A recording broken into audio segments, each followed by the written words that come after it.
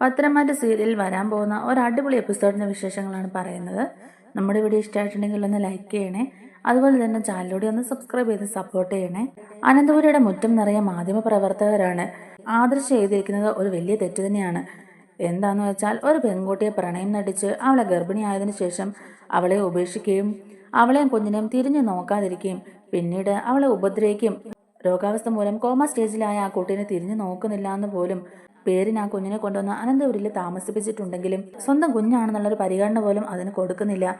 തൽക്കാലത്തേക്ക് പലരുടെയും മുഖം മറയ്ക്കാൻ വേണ്ടിയിട്ടാണ് ആ കുഞ്ഞിനെ കൊണ്ടുവന്ന് അനന്തപുരിയിൽ താമസിപ്പിച്ചിരിക്കുന്നതെന്നൊക്കെയുള്ള രീതിയിൽ പറയുകയാണ് കേട്ടോ അനാമിക. പണത്തിന്റെ സ്വാധീനം ഉപയോഗിച്ചുകൊണ്ട് തന്നെയാണ് അവർ കേസുകളെല്ലാം മൂടി വെക്കുന്നത്. ഇതൊന്നും പുറത്ത് വരാതിരിക്കാനായിട്ട് ആദർശ് പ്രത്യേകം ശ്രദ്ധിക്കുന്നുണ്ട്. അതിനെ മറയായിട്ടാണ് ആ കുഞ്ഞിനെ അവിടെ കൊണ്ടുവന്ന് താമസിപ്പിച്ചേക്കുന്നത്. ആരതിനെക്കുറിച്ച് ചോദിച്ചാലും കുഞ്ഞിന്റെ സംരക്ഷണം ഏറ്റെടുത്തെന്ന് പറയുന്നേ ഉള്ളൂ. പക്ഷെ ഇത് പുറത്തൊരു മനുഷ്യനെ അറിയുന്നില്ല. പുറം ലോകം അറിഞ്ഞാൽ വലിയ കേസുകളൊക്കെ ആകുന്ന കാര്യമാണ് മറച്ചു വെച്ചിരിക്കുന്നതെന്നൊക്കെ പറയുന്നുണ്ട് കേട്ടോ. അങ്ങനെ ആദർശനെതിരെ ഇങ്ങനെയുള്ള കാര്യങ്ങളൊക്കെ വന്നു കഴിയുമ്പോഴേക്കുമാണ് എല്ലാ മാധ്യമ പ്രവർത്തകരും അനന്തപുരിയുടെ മുറ്റത്തെത്തുന്നത്. സ്വർണത്തിന്റെ ബിസിനസ് ചെയ്യുന്നവരും സമൂഹത്തിലെ എല്ലാവരും അറിയപ്പെടുന്ന ഒരു ഫാമിലി തന്നെയാണല്ലോ അനന്തപുരിക്കാര്. കോടീശ്വരരാണ്. അതുപോലെ തന്നെ പേര് കേട്ട ഒരു ബിസിനസ് ഫാമിലിയും കൂടിയാണ് അനന്തപുരി. അതുകൊണ്ട് തന്നെ ഈ ഒരു വാർത്ത കാട്ടുതീ പോലെ അങ്ങ് പടർന്ന് ഭയങ്കര വൈറലാവുകയാണ്. അങ്ങനെ രാവിലെ ആദർശ നയനയും കൂടെ ഓഫീസിലോട്ടൊക്കെ പോകാനായിട്ട് ഇറങ്ങിയാണ് കേട്ടോ.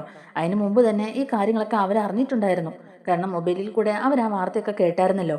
അങ്ങനെ അവർ ഓഫീസിലോട്ട് പോകാൻ ഇറങ്ങുമ്പോഴേക്കും തന്നെ അവർക്ക് മുമ്പിലേക്ക് കുറേ മാധ്യമ പ്രവർത്തകർ വന്നിട്ട് നിൽക്കുന്നുണ്ട്.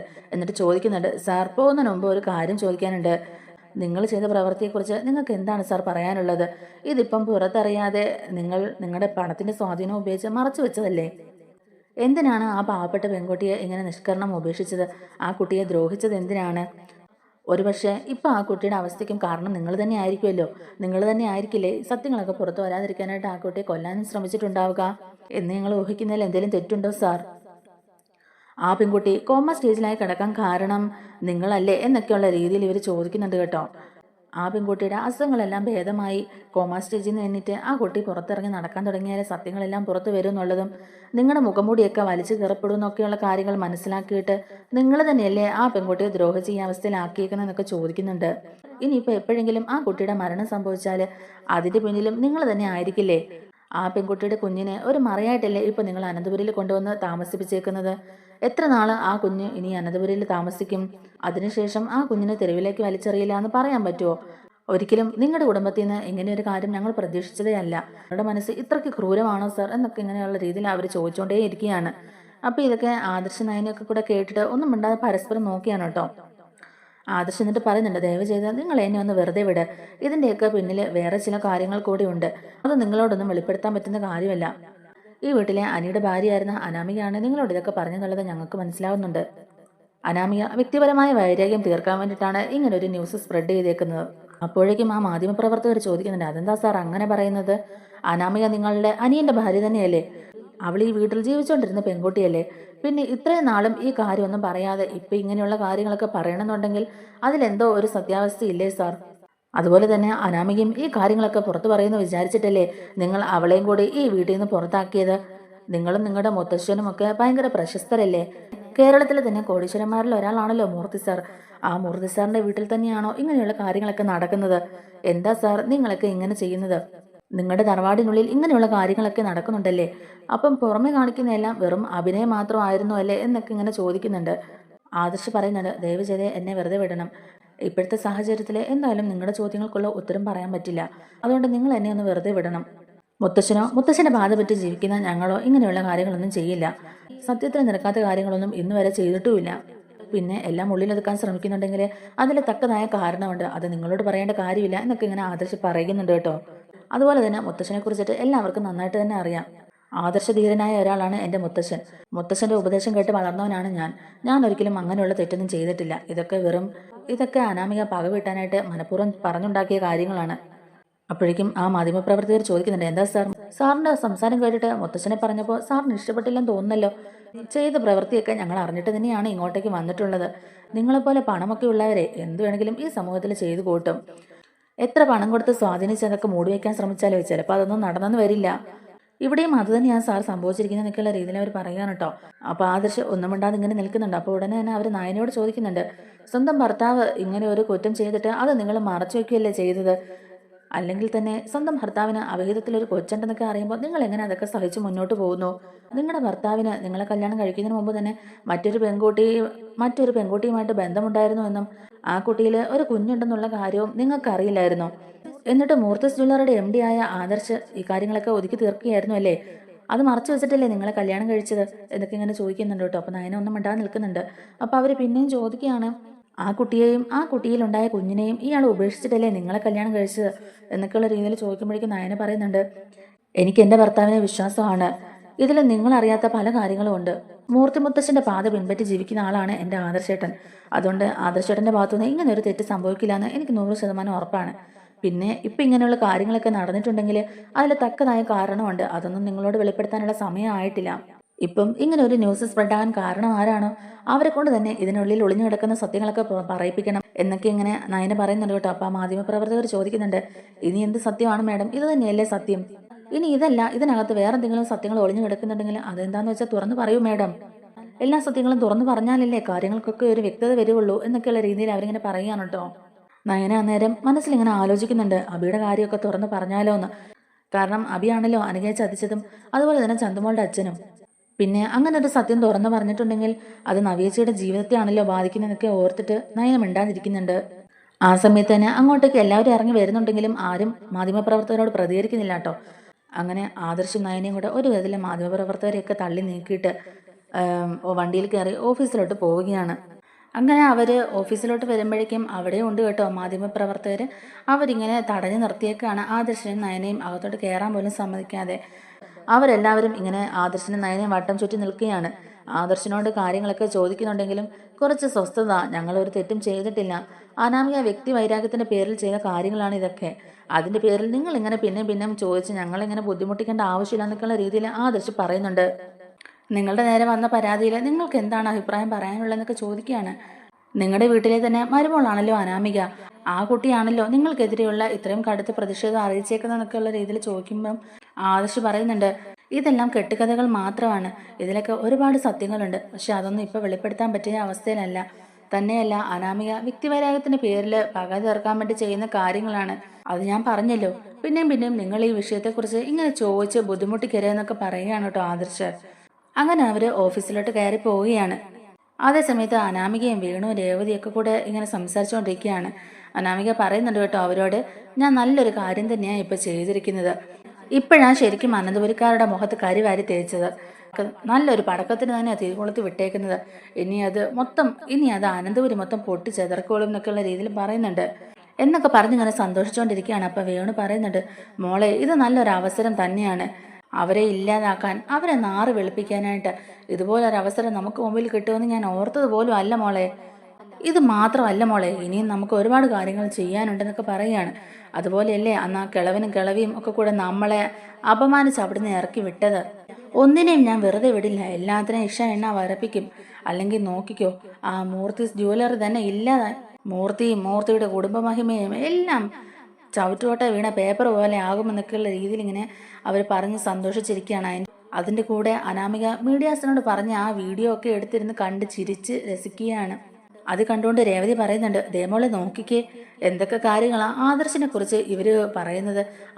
അവൻ പോലും മനസ്സിൽ വിചാരിച്ചിട്ടുണ്ടാവില്ല ഇങ്ങനെയൊക്കെ കാര്യങ്ങൾ പോകുന്നുള്ളത്. എന്തായാലും മോള് ചെന്നത് നല്ലൊരു മീഡിയക്കാരുടെ മുമ്പിൽ തന്നെയാണ്. ആദർശനെയും നയനെയും വിടാതെ പിന്തുടർന്ന് അവരിങ്ങനെ അവർ ഇറിറ്റേറ്റ് ചെയ്തുകൊണ്ടിരിക്കുകയല്ലേ, അതെന്തായാലും നല്ല കാര്യം തന്നെയാണ് എന്നൊക്കെ ഇങ്ങനെ പറയുകയാണ്. ഇപ്പം എന്തായാലും നമ്മളെ അനന്തപുരിക്കാർക്കൊക്കെ നല്ലോണം മനസ്സിലായി കാണും. എന്തായാലും ആദർശനും നയനക്കിട്ടും കിളവനും കിളവിക്കും ഒക്കെ ഇത് നല്ലൊരു അടി തന്നെയായിരിക്കും. ഇനി മോള് കളിക്കേണ്ടത് മോളുടെ ഭർത്താവ് എന്ന് പറഞ്ഞ് നടക്കുന്ന ആ പെൺകോന്തനുണ്ടല്ലോ അവനോടും അതുപോലെ തന്നെ ആ നന്ദുവിനോടും മോളുടെ അമ്മായിയമ്മ ജാനകിയോടും ഒക്കെ എന്നിങ്ങനെ പറയുകയാണ് കേട്ടോ. വേണു പറയുന്നുണ്ട്, അതൊന്നും ഓർത്തിന് നിങ്ങൾ വിഷമിക്കേണ്ട, ഈ ന്യൂസ് മതി, ഇതിൽ നിന്ന് അവർ ബാക്കി എല്ലാം കണ്ടുപിടിച്ചോളും. ഇനി അനന്തപുരിയിൽ നടക്കാൻ പോകുന്നതും എല്ലാ കാര്യങ്ങളും ചെകഞ്ഞിട്ട് അവർ കൂട്ടിക്കൊഴിച്ചൊരു അവിയൽ പരുവത്തിലാക്കി എടുക്കും. ഇല്ലെങ്കിൽ കണ്ടോണം, അതോടുകൂടി മൂർത്തിയുടെ മഹിമയും പ്രശംസയൊക്കെ അങ്ങ് ഇല്ലാതായിക്കോളും. എന്തൊക്കെയായിരുന്നു ആദർശധീരനായ മൂർത്തി, മൂർത്തിയുടെ അതേ പാത പറ്റുന്ന ആദർശധീരനായ കൊച്ചുമകൻ ആദർശ്. എല്ലാം കണ്ടില്ലേ, ആദർശിന്റെ തനി സ്വരൂപം ഇപ്പം എല്ലാ വാർത്താ ചാനലും കാണിക്കുന്നുണ്ട്. അതൊക്കെ എല്ലാവരും കാണട്ടെ മോളെ. ഇതൊക്കെ ഒന്ന് ആളി കത്തി ആറാൻ തുടങ്ങുന്നതിന് മുമ്പ് തന്നെ വേണം അനിയുടെയും നന്ദുവിൻ്റെയും കാര്യങ്ങൾ എടുത്തിടാൻ. അങ്ങനെ പിന്നെയും അവരെ മീഡിയക്കാർ ടോർച്ചർ ചെയ്യണം, അവളുടെ ജോലി ഇല്ലാതാക്കണം. ഈ പ്രശ്നങ്ങളൊക്കെ ആ ഒരു സമയത്ത് ഇതൊക്കെ ഒന്ന് ഒതുക്കി തീർക്കാനായിട്ട് മൂർത്തി എന്തായാലും നമ്മളെ വിളിക്കും. ആ സമയത്ത് നല്ലൊരു നഷ്ടപരിഹാരം അയാൾക്ക് തന്നേ പറ്റുള്ളൂ മോളെ. തരാതിരിക്കാൻ ഒരു നിവൃത്തിയില്ല. ഇല്ലെങ്കിൽ നമ്മൾ ഇത് പിന്നെയും വിഷയമാക്കും. അനിയും നന്ദുവും തമ്മിലുള്ള തെളിവ് സഹിതം മീഡിയക്കാരുടെ കയ്യിൽ കൊടുത്തിട്ടുണ്ടെങ്കിൽ ഉണ്ടല്ലോ, പിന്നെ അവളുടെ ജോലി ഇല്ലാതാവുന്നതിനോടൊപ്പം അവൾക്ക് നല്ലൊരു ജീവിതം പോലും ഉണ്ടാവില്ല. പിന്നെ അനന്തപുരിക്കാരുടെ കാര്യം പ്രത്യേകിച്ച് പറയേണ്ട കാര്യമില്ലല്ലോ മോളെ, എല്ലാം അങ്ങ് അവസാനിക്കും. അനാമിക പറയുന്നുണ്ട്, ശരിയാ അച്ഛാ, ഞാൻ അത് ഓർത്തിരിക്കുക തന്നെയാണ്. അവനെ ഞാൻ അങ്ങനെ വെറുതെ വിടുവൊന്നുമില്ല. എന്തായാലും അവനെ അവളെ ഒരു പാട് ഞാൻ പഠിപ്പിക്കും എന്നൊക്കെ ഇങ്ങനെ പറയുന്നുണ്ട്. ഇതിപ്പം അഭിയേട്ടൻ പറഞ്ഞതുകൊണ്ടാണ് ആദ്യം ആദർശിന്റെ നയനയുടെ കാര്യം തന്നെ പറഞ്ഞത്. അവർക്കതിന്റെ ആവശ്യം ഉണ്ടായിരുന്നു. അനാമിക വിഷമത്തോടെ പറയുന്നുണ്ട്, അവിടെ നിന്ന് ഇറങ്ങുന്നതിന് മുമ്പേ അവക്കിട്ട് 2 കൊടുത്തിട്ട് ഇറങ്ങണമെന്നായിരുന്നു എൻ്റെ ആഗ്രഹം. അതെന്തായാലും നടന്നില്ല എന്നൊക്കെ പറയുമ്പോഴേക്കും രേവതി പറയുന്നുണ്ട്, എന്തിനാ മോളെ ഇനി മോള് തല്ലാൻ പോകുന്നത്? അതിലും നല്ല അടിയല്ലേ ഇപ്പൊ അവർക്ക് കിട്ടിയേക്കുന്നത്. ഈ വാർത്ത ഇപ്പൊ കാണേണ്ടവരൊക്കെ കണ്ടു, ചെല്ലേണ്ടടുത്തൊക്കെ ചെന്നു. ഇതിനേക്കാൾ വലിയൊരു അടി ഇനി അവർക്ക് കിട്ടാനുണ്ടോ? അവനും അവക്കും ഇനി എന്തായാലും സ്വസ്ഥമായിട്ട് ഇരിക്കാനൊന്നും പറ്റില്ല മോളെ എന്നൊക്കെ ഇങ്ങനെ രേവതി പറയുകയാണ് കേട്ടോ. മോളെ, അവനും അവളും ഇപ്പൊ സമൂഹത്തിന് മുമ്പിൽ ആകെ നാറിയിരിക്കുക. ഇനി അവർക്ക് പുറത്ത് തല കാണിച്ച് നടക്കാൻ പോലും പറ്റത്തില്ല എന്നൊക്കെയുള്ള രീതിയിൽ ഇങ്ങനെ പറയുമ്പോഴാട്ടോ, ഇങ്ങനെ പറഞ്ഞ് സന്തോഷിച്ചിരിക്കുമ്പോഴാണ് കേട്ടോ അവര് ന്യൂസൊക്കെ കേൾക്കുന്നത്. ആ ന്യൂസിൽ ഇവരുടെ കാര്യമൊക്കെ പറയുന്നുണ്ട്. ആ ന്യൂസിലെ ആദർശിന്റെ കാര്യമൊക്കെ പറയുന്നുണ്ട് കേട്ടോ. ഒരു പെൺകുട്ടിയെ പ്രേമം നടിച്ച് ചതിച്ച് അവൾ ഗർഭിണിയാണെന്ന് അറിഞ്ഞതിന് ശേഷം അവളെ ഉപേക്ഷിക്കുകയും ചെയ്ത് ഇപ്പം ഈ രോഗാവസ്ഥയിൽ അവളെ ഉപേക്ഷിക്കുകയും ചെയ്ത ആദർശിനെതിരെ ഈ കാര്യത്തിലൊക്കെ ഇടപെടണമെന്നൊക്കെ പറഞ്ഞുകൊണ്ട് ഒരുപാട് പേര് ആക്ഷൻ കൗൺസിലൊക്കെ രൂപീകരിച്ച് പരാതിയൊക്കെ കൊടുക്കുന്നുണ്ട്. അങ്ങനെയുള്ള കാര്യങ്ങളൊക്കെ ചെയ്തത് കൊണ്ട് തന്നെ ആദർശിനെതിരെ മനുഷ്യാവകാശ കമ്മീഷനും അതുപോലെ വനിതാ കമ്മീഷനും ഒക്കെ സ്വമേധയാ കേസെടുത്തിരിക്കുകയാണ്. ഇത് കാണുമ്പോഴേക്കും അവർക്ക് ഭയങ്കര സന്തോഷമായിട്ട് വേണു ഉടനെ അനാമികയെ വിളിച്ചിട്ട് പറയാണ്, മോളെ ഇത് കണ്ടോ മോളെ, ദേ അവനെതിരെ കേസെടുക്കുന്നുണ്ട്. ദേ അവനെതിരെ മനുഷ്യാവകാശ കമ്മീഷനും അതുപോലെ വനിതാ കമ്മീഷനും ഒക്കെ ഇടപെട്ട് കേസെടുക്കുകയാണ്. ആ പെൺകുട്ടിയെ ഉപദ്രവിച്ച് ഈ അവസ്ഥയിലാക്കിയതിനും പണം കൊടുത്ത് ഇതൊക്കെ മറക്കാൻ ശ്രമിച്ചതിനും ഇനിയിപ്പം ഉടനെ തന്നെ അവനെ അറസ്റ്റ് ചെയ്യും മോളെ. ഇതിപ്പം എല്ലാവരും അറിഞ്ഞ സ്ഥിതിക്ക് ഇനിയിപ്പം ജാമ്യമൊന്നും കിട്ടാത്ത ഇനിയിപ്പം ജാമ്യമൊക്കെ കിട്ടാത്ത വകുപ്പ് വെച്ചിട്ടായിരിക്കും അവനെ അറസ്റ്റ് ചെയ്യാൻ പോകുന്നത്. ഇന്നല്ലെങ്കിൽ നാളെ അവനെ അറസ്റ്റ് ചെയ്തിരിക്കും മോളെ എന്നൊക്കെ ഇങ്ങനെ പറയുകയാണ് കേട്ടോ. ഇതൊക്കെ കാണുമ്പോഴാണ് മനസ്സിനൊരു സന്തോഷം സമാധാനമൊക്കെ ഉണ്ടാകുന്ന എന്നൊക്കെയുള്ള രീതിയിൽ വേണു പറയുന്നുണ്ട്. അപ്പോഴേക്കും അനാമിക പറയുന്നുണ്ട്, ശരിയാച്ചാ, ഇത്രയും നാളും ഈ നയനയും ആദർശം കൂടെ എന്നെ അനന്തപുരിയിലിട്ട് കഷ്ടപ്പെടുത്തിയതിനൊക്കെ ഇങ്ങനെ തന്നെ വേണം. അവളും അവളുടെ വീട്ടുകാരും പൊട്ടി കരയുന്ന എനിക്ക് കാണണം. അവർക്ക് രണ്ടുപേർക്കും അത് ആവശ്യം തന്നെയായിരുന്നു. എൻ്റെ ജീവിതം തകർക്കുന്നതിന് ഒരു വലിയ പങ്കാണ് നയനയും ആദർശം വഹിച്ചിരിക്കുന്നത്. അതുകൊണ്ട് അവരെ ഞാൻ തകർക്കും. അനന്തപുരിയിലുള്ള ഓരോരുത്തരും എന്നെ എൻ്റെ അച്ഛനെ അമ്മയെ അപമാനിച്ച് ആട്ടിയിറക്കി വിട്ടില്ലേ, അതുകൊണ്ട് അനന്തപുരിയിലുള്ള ഓരോരുത്തരും കണ്ണീര് കുടിക്കും എന്നൊക്കെ അങ്ങനെ പറയുന്നുണ്ട് കേട്ടോ. നീ എന്ന് പറയുന്നവനുണ്ടല്ലോ, എൻ്റെ ഭർത്താവ്, അവനായിരിക്കും ഇപ്പം ഏറ്റവും കൂടുതൽ വിഷമം. കാരണം അവൻ്റെ ഏട്ടനും ഏട്ടത്തിയൊക്കെ അറസ്റ്റ് ചെയ്യാൻ പോവല്ലേ, അതിൻ്റെ ഒരു വിഷമമായിരിക്കും അവന്. എന്തായാലും അവനിപ്പോൾ ഒന്നും ചെയ്യാൻ പറ്റാത്ത അവസ്ഥയിൽ തന്നെ ആയിരിക്കും. എന്നോട് അവൻ ചെയ്ത ദ്രോഹങ്ങൾക്കുള്ള ഒരു പ്രതികാരം മാത്രമാണിത്. ഇതേ സ്ഥാനത്ത് അവന് ഞാൻ എന്തെങ്കിലും പറഞ്ഞിരുന്നെങ്കിൽ പോലും അവൻ ഇത്രയും വിഷമമൊന്നും വരില്ലായിരുന്നു. അവൻ ഏറ്റവും കൂടുതൽ സ്നേഹിക്കുന്ന ആദർശനെയും നയനയല്ലേ ഞാനിപ്പോൾ ഇവിടെ കുടുക്കിയേക്കുന്നേ. അതുകൊണ്ട് അവന് നന്നായിട്ട് വിഷമിക്കും. അവനിരുന്ന് കരയട്ടെ, അവൻ കരയുന്നത് എനിക്കൊന്ന് കാണണമായിരുന്നു. എന്തായാലും ആ ഭാഗ്യം എനിക്ക് ഇല്ലാതായി പോയല്ലോ അച്ചാന്നൊക്കെയുള്ള രീതിയിൽ അനാമിക പറയുന്നുണ്ട്. എന്തായാലും 2 കുടുംബത്തിനിട്ട് നല്ല പണി തന്നെയാണ് നമ്മൾ കൊടുത്തെന്നൊക്കെ പറഞ്ഞ് അവരിങ്ങനെ ചിരിക്കുന്നുണ്ട്. അഭിയേട്ടന് ആദർശനെ കൊടുക്കാനായിട്ട് എനിക്ക് ഓരോ വഴികളൊക്കെ പറഞ്ഞു തന്നത്, അതുപോലെ തന്നെ ഈ മീഡിയാസിന്റെ ഡീറ്റെയിൽസ് ഒക്കെ തന്നതും അഭിയേട്ടൻ തന്നെയാണ്. അവരെ തളയ്ക്കേണ്ടത് അഭിയേട്ടനെയും കൂടെ ആവശ്യമായിരുന്നു. എന്നെപ്പോലെ തന്നെ എൻ്റെ അതേ അവസ്ഥ തന്നെയാണ് അഭിയേട്ടനും. അവിടെ ഞങ്ങളോട് 2 പേരോട് മാത്രം അവിടെ എല്ലാവരും ഒരു അകൽച്ചയും വെറുപ്പും ഒക്കെ കാണിക്കുന്നുണ്ട് അച്ഛാ. അതെന്തുകൊണ്ടാണെന്നറിയാവോ? അത് ഈ നയന ഒറ്റൊരുത്തി കാരണമാണ്.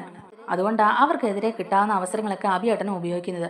അഭിയേട്ടൻ എന്ത് കാര്യങ്ങൾ നീക്കിയാലും ഉടനെ തന്നെ അവരെന്തെങ്കിലുമൊക്കെ പറഞ്ഞ് അഭിയേട്ടനെ തളയ്ക്കും. അവരെ തകർക്കാനുള്ള രോഷവും അമർഷവും ഒക്കെ അഭിയേട്ടനുണ്ട്. പക്ഷേ അതൊന്നും കളത്തിലിറങ്ങി കളിക്കാൻ പറ്റത്തില്ല. കളത്തിലിറങ്ങിയ അഭിയേട്ടനെ ആ വീട്ടിൽ നിന്ന് പുറത്താക്കും, അതറിയാം. പിന്നെ പോയി നിൽക്കാൻ വേറെ സ്ഥലമൊന്നുമില്ലല്ലോ. പക്ഷേ എൻ്റെ കാര്യം അങ്ങനെ അല്ലല്ലോ അച്ഛാ. അനന്തപുരിയിൽ നിന്ന് ഇറങ്ങിയാലും എനിക്ക് ഇവിടെ വന്ന് നിൽക്കാമല്ലോ. അതുപോലെ എന്നെ അവിടെ നിന്ന് ആട്ടിയിറക്കി വിട്ടതല്ലേ. ഇനിയിപ്പം അച്ഛൻ നോക്കിക്കോ, എന്ത് സംഭവിച്ചാലും ശരി ആ കുടുംബം കുളം തോണ്ടി ഇല്ലാതാക്കാതെ ഞാൻ എന്തായാലും അടങ്ങിയിരിക്കാൻ പോണില്ല. എന്നെ നിങ്ങളെ അപമാനിക്കുന്നത് പോലെ തന്നെ അവിടെ അഭിയേട്ടനെയും അഭിയേട്ടൻ്റെ അമ്മയും അവരെ അപമാനിക്കാറുണ്ട്. പിന്നെ നിവൃത്തിയില്ലാത്തതുകൊണ്ട് മാത്രം അവരവിടെ പിടിച്ചു നിൽക്കുന്നതാണ് അച്ഛ. പലപ്പോഴും അഭിയേട്ടൻ്റെ അവസ്ഥ കാണുമ്പം എനിക്കും വിഷമമൊക്കെ വരാറുണ്ട്. പിന്നെ അഭിയേട്ടനും അത്ര ചില്ലറക്കാരനൊന്നും അല്ല. നമ്മളെപ്പോലെ തന്നെ അവിടുത്തെ സ്വത്തും പണവും മാത്രമാണ് അവരുടെയും ലക്ഷ്യം. അവർക്ക് കിട്ടാനുള്ളത് അവർക്ക് കിട്ടിയാൽ പിന്നെ അവരെന്തായാലും ഇവിടുന്ന് മാറുക തന്നെ ചെയ്യും. അല്ലാതെ ഇതുപോലൊരു കിളവന്റെയും കിളവിയുടെയും കീഴിൽ അവരൊന്നും കടിച്ചോങ്ങി കിടക്കാൻ പോണില്ല. അഭിയേട്ടനും ഇടയ്ക്കിടയ്ക്ക് ബ്രാഞ്ചിൽ ഓരോരോ കള്ളത്തരങ്ങളൊക്കെ കാണിക്കാറുണ്ടല്ലോ. അതിന്റെയൊക്കെ പേരില അഭിയേട്ടന് ഒരു ബ്രാഞ്ച് പൂർണ്ണമായിട്ടും കൊടുക്കാത്തതും. എന്നാൽ ഏതു നേരവും നന്ദുവിന്റെ പിന്നാലെ ചുറ്റിക്കറങ്ങുന്ന അവന് 3 ബ്രാഞ്ചാണ് കൊടുത്തേക്കുന്നത്. ഇതുപോലുള്ള ഇരട്ടത്താപ്പ് നയമൊക്കെ എങ്ങനെ അവർ സഹിക്കും വെച്ചാ? ഈ കാര്യത്തിൽ മാത്രമല്ല, എല്ലാ കാര്യത്തിലും ഒരു വേർവ്യത്യാസം അവിടെ കാണിക്കുന്നുണ്ട്. അതൊക്കെ കൊണ്ട് തന്നെ അഭിയേട്ടനും ജലജയപ്പച്ചിയൊക്കെ അവരുടെ ശത്രുക്കളായി മാറിയത്. ശത്രുവിന്റെ ശത്രു മിത്രം എന്ന് പറഞ്ഞ പോലെ തന്നെ എനിക്ക് സപ്പോർട്ടായിട്ട് അവരൊക്കെ ഉണ്ടായിരുന്നു അവിടെ. അവരാരും പറയാതെ മനസ്സ് മൂടി വെച്ചുകൊണ്ട് നടന്ന സത്യങ്ങളൊക്കെയാ അവൻ ഒറ്റ നിമിഷം കൊണ്ട് ഇല്ലാതാക്കിയത്. അതുകൊണ്ട് അവനെ ഞാൻ എന്തായാലും വെറുതെ വിടുത്തുമില്ല, നന്ദുവിൻ്റെ ഒപ്പം ഒന്നിച്ച് ജീവിക്കാൻ ഞാൻ സമ്മതിക്കത്തുമില്ല എന്നൊക്കെയുള്ള രീതിയിൽ അനാമിക പറയുന്നുണ്ട് ദേഷ്യത്തോടെ. എന്തായാലും ഈ വാർത്തയൊക്കെ കേട്ടിട്ട് അവരും ഇപ്പൊ സന്തോഷിക്കുന്നുണ്ടാവും. അവരെ കൊണ്ട് ചെയ്യാൻ പറ്റാത്തതൊക്കെ ഞാൻ മുഖേന ചെയ്യാൻ പറ്റിയല്ലോ, അതിന്റെ ഒരു സന്തോഷം അവർക്ക് ഉണ്ടാവും എന്നൊക്കെ ഇങ്ങനെ പറഞ്ഞുകൊണ്ടിരിക്കുന്ന സമയത്ത് തന്നെ അഭി പിന്നെയും അനാമികയെ വിളിക്കുന്നുണ്ട്. അനാമിക ഫോണിനെടുത്തിട്ട് ചോദിക്കുന്നുണ്ട്, എന്താ അഭിയേട്ടാ, സന്തോഷമായില്ലേ? എന്നെ ഏൽപ്പിച്ച കാര്യം ഞാൻ വളരെ കൃത്യമായിട്ട് ചെയ്തില്ലെന്നൊക്കെ ചോദിക്കുമ്പോഴേക്കും അഭി ഉടനെ പറയുന്നുണ്ട്, നീ മിടുക്കിയാ മോളെ, പറഞ്ഞതുപോലെ നീ ചെയ്തല്ലോ. എനിക്കിന്ന് ഭയങ്കര സന്തോഷമായി. വാർത്തയൊക്കെ നീ കേട്ടില്ലേ? ആദർശനെതിരെ കേസൊക്കെ എടുത്തു. ഇനിയിപ്പോ എന്ത് വേണം മോളെ? അവനിപ്പോ ഒതുങ്ങും. അവന്റെ പേരിലെ വനിതാ കമ്മീഷനും അതുപോലെ തന്നെ മനുഷ്യാവകാശ കമ്മീഷനും ഒക്കെ കേസ് എടുത്തിട്ടുണ്ട്. ഇനിയിപ്പം അവന്റെ പത്തി ഒന്ന് താഴുമോളെ. കമ്പനിയുടെ MD ആണെന്നും പറഞ്ഞ് ഇനി ആ കസേരയിൽ ഞെളിഞ്ഞിരിക്കാനൊന്നും പറ്റത്തില്ല. എല്ലാ കാര്യങ്ങളും ചെയ്തിട്ടേ ഒന്നും അറിയാത്ത മാനിനെ പോലെ ഇരുന്നപ്പോഴേ അവൻ ഓർത്തില്ല ഇങ്ങനെയുള്ള അടികളൊക്കെ അവന്റെ ജീവിതത്തിൽ വരും എന്നുള്ളത്. അതെങ്ങനെയാ? മുത്തശ്ശന്റെയും മുത്തശ്ശിയുടെയും ഒക്കെ ഫുൾ സപ്പോർട്ടല്ലേ അവന്. ഇപ്പൊ കണ്ടില്ലേ, അവൻ സമൂഹത്തിന് മുമ്പിൽ നാറി. അത് മാത്രം മതി എനിക്കെന്നൊക്കെ ഇങ്ങനെ പറയുകയാണ്. മോൾ എന്തായാലും മോളുടെ നിലപാട് ഉറച്ചു തന്നെ നിൽക്കണം. ഇവര് പല രീതിക്ക് മോളുടെ അടുത്ത് ഒത്തുതീർപ്പൊക്കെ ആക്കാനായിട്ട് വന്നെന്നിരിക്കും. പക്ഷെ മോൾ അതിലൊന്നും വീഴരുത്. മോള് സ്ട്രോങ് ആയിട്ട് തന്നെ നിൽക്കണം. ആദർശിനെ അവർ അറസ്റ്റ് ചെയ്ത് ലോക്കപ്പിൽ ഇടണം.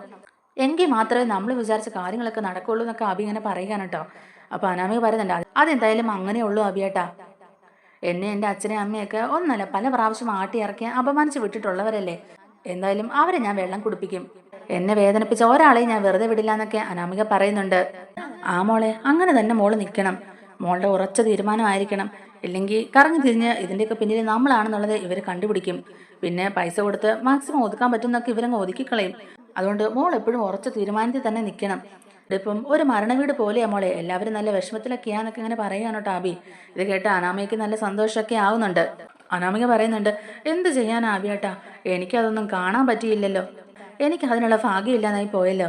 അവിടെ എല്ലാവരും ഇരുന്ന് കരയുന്ന കാണണം എന്നൊക്കെ ആഗ്രഹമുണ്ട്. എന്ത് ചെയ്യാനാന്നൊക്കെ ഇങ്ങനെ അനാമിക പറയുന്നുണ്ട്.